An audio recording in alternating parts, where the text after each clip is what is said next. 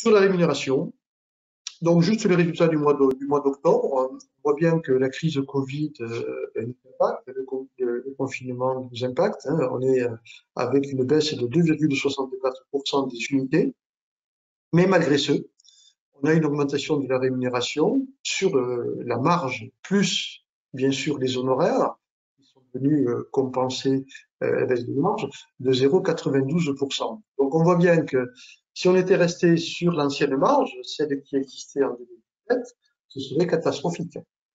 On serait largement en négatif, on serait encore lié à de la marge commerciale et encore lié à la boîte.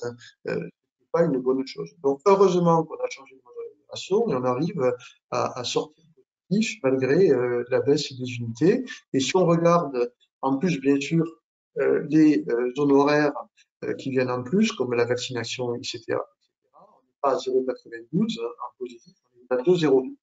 Donc, voilà, ceux qui contestent encore l'avenant numéro 11 en disant qu'il ne marche pas, je leur laisse trouver des arguments, mais qui ne seront pas certainement des arguments sincères.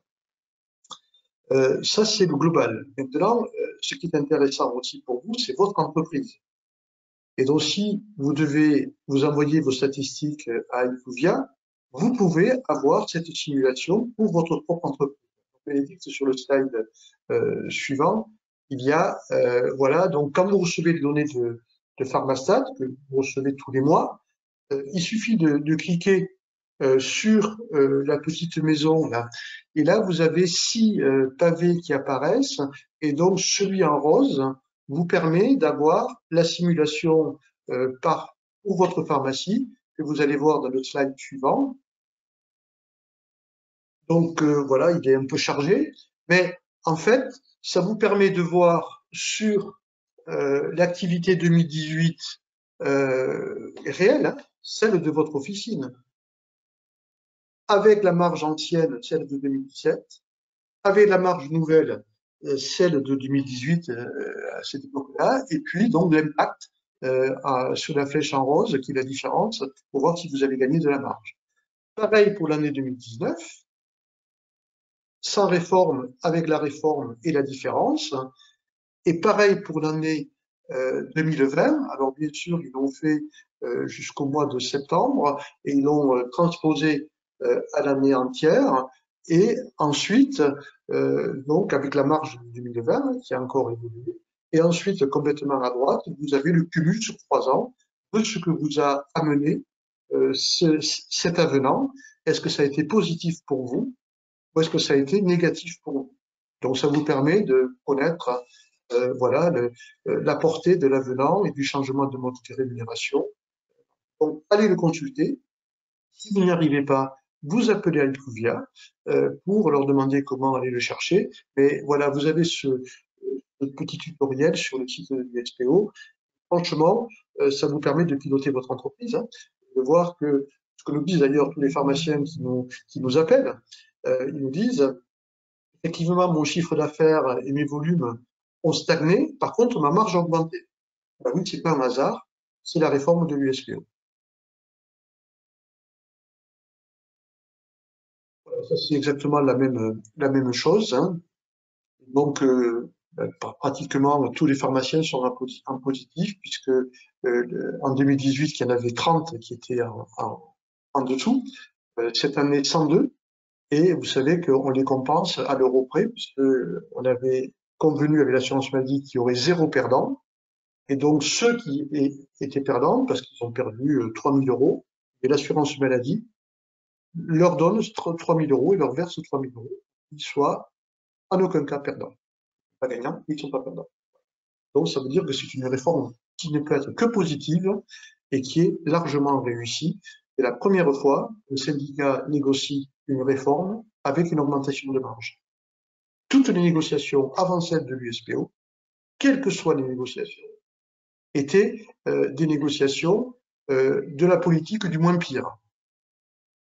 Avec l'USPO, c'est la politique de la reconnaissance du métier de pharmacien et de la rémunération de son acte pharmaceutique, avec une évolution positive. Donc, on est sorti avec l'USPO de la politique du moins pire. Gilles, avant de passer au prochain sujet, j'ai une question Yes. sur les données Pharmastat. Est-ce que c'est Oui, les mêmes qui sont utilisées par les deux syndicats? oui, bien sûr. Ces données-là, ce sont les données de Pharmastat. C'est pas les données interprétées par l'USPO. Et on a un contrat, que ce soit la FSPF ou que ce soit l'USPO, le même contrat pour pouvoir euh, utiliser et recevoir ces données. Là, c'est les données et toutes les simulations de votre pharmacie, bien évidemment, elles sont confidentielles. Nous, on utilise toutes les données qui sont compilées des 14 000 officines ramenées à 21 000 qui permettent de voir les évolutions. Oui, ce sont des données factuelles de la part d'IQVIA et heureusement, d'ailleurs, elles sont confirmées et confortées par les données de l'assurance maladie que l'on a eues dernièrement et qui montrent que la réforme est extrêmement positive. Et elles sont aussi confirmées par le Collège des experts comptables qui regarde les bilans et qui confirme que l'évolution est positive et que sans cette évolution, ça aurait été catastrophique. D'autres questions sur l'économie? Comment avoir les statistiques par IQVIA? Est-ce que c'est un abonnement payant? Non, non, non, c'est simplement tous ceux qui envoient les statistiques tous les mois et qui le font régulièrement. Donc, il y a à peu près 12 000, un petit peu plus de 12 000 sur les 14 000 parce que certains ne les envoient pas de façon systématique. Donc là, c'est difficile d'avoir des statistiques. Eh bien, ont un retour mensuel avec le tableau de bord de leur entreprise. Et là, en plus du tableau de bord, en cliquant sur la maison et sur le petit onglet qui est en rose, où il y a marqué simulation, vous avez cette simulation et elle vous est donnée gratuitement. Allez voir, c'est très enrichissant. Je peux vous dire que même des pharmaciens sont surpris du résultat et surtout agréablement surpris.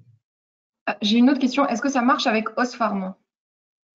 Alors, Osfarm, je sais, fait également des simulations, donc il faut leur demander. Je sais il l'avait fait la première année pour les statistiques de 2018 et je ne sais pas s'ils l'ont fait pour 2019, mais vous pouvez leur demander. En tout cas, je sais qu'ils ont l'outil permettant de faire ce pilotage puisqu'ils l'avaient déjà fait une fois et là aussi, d'ailleurs, ça confirme les résultats que l'on avait par ailleurs. Hein. Et puis, il y a aussi certains Et puis, il y a aussi certains logiciels métiers qui peuvent le faire. Et donc, c'est important de le faire avec vos logiciels. Vous aurez comme ça les chiffres exacts de votre pharmacie si vous pouvez douter des chiffres d'un Qvia ou d'Osfarm. Par contre, il y a aussi un souci, c'est que certains logiciels ne veulent pas le faire. Donc, moi, je vous invite à demander à vos éditeurs de mettre en place ça. Ça fait partie du pilotage de la pharmacie, des chiffres que l'on doit avoir pour piloter. Et c'est important. Et je ne comprends pas que certains logiciels bloquent à nous mettre ça à disposition. Smartérix le fait au jour le jour. Vous l'avez avec Smartérix. On a J'ai demandé encore à une question. LGPI, on a demandé à Pardon. LGPI de le faire, à Winpharma de le faire.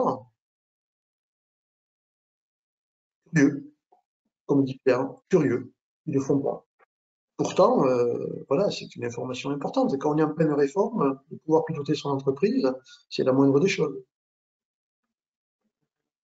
J'ai juste encore une question. Pourquoi avec l'ancienne réforme, on a reçu directement un PDF alors que là, il faut aller le chercher? Je crois que la société qui est intermédiaire et qui gère les envois s'appelle le Réseau Pharma.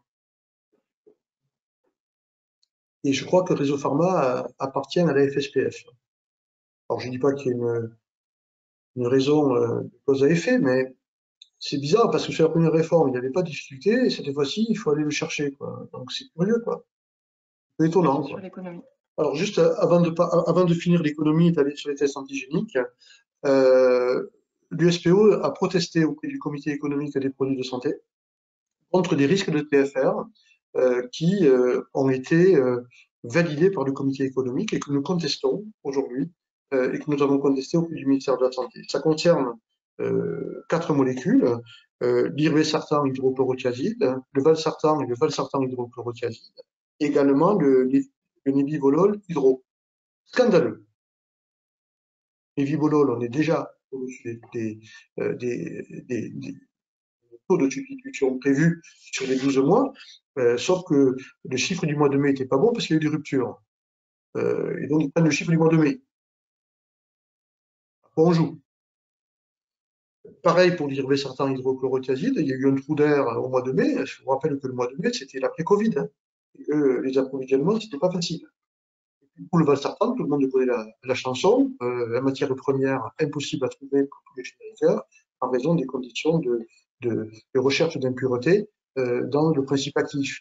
Et de se positionner par du TFR, je trouve ça particulièrement scandaleux. Donc, on a protesté auprès du cabinet d'Olivier Véran.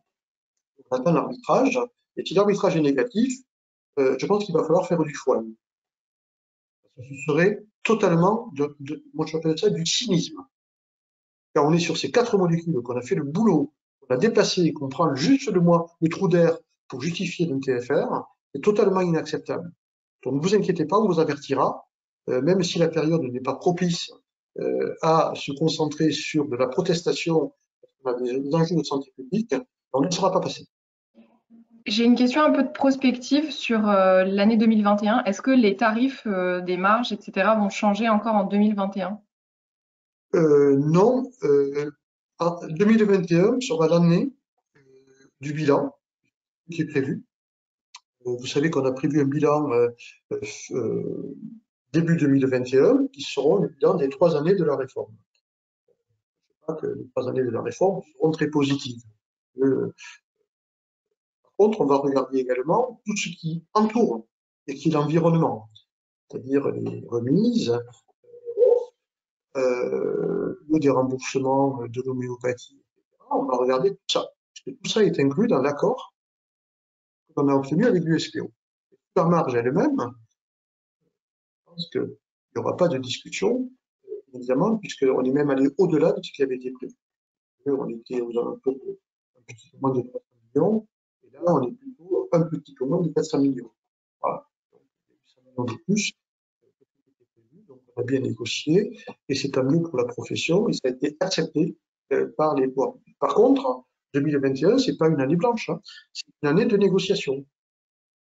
Il y aura des élections. Le résultat des élections, c'est début avril. On va commencer bien sûr à faire le bilan du trimestre, et la négociation démarrera avec la nouvelle représentativité, avec la nouvelle redistribution des cartes au niveau syndical. Pour l'USPO, les choses sont claires. Une réforme qui marche, on va la renforcer. Et l'orientation qui est prise, à la fois la cohérence de l'évolution du métier et le mode de rémunération, est quelque chose qu'il a fallu beaucoup se battre pour l'obtenir, d'être moins lié à la marge commerciale et à la boîte.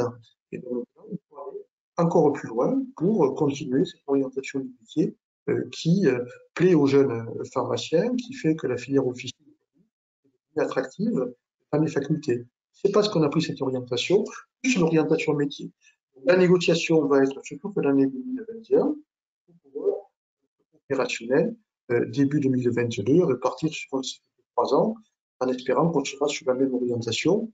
Vous pouvez compter sur l'USPO pour renforcer et continuer de négocier comme on a réussi à le faire en 2018.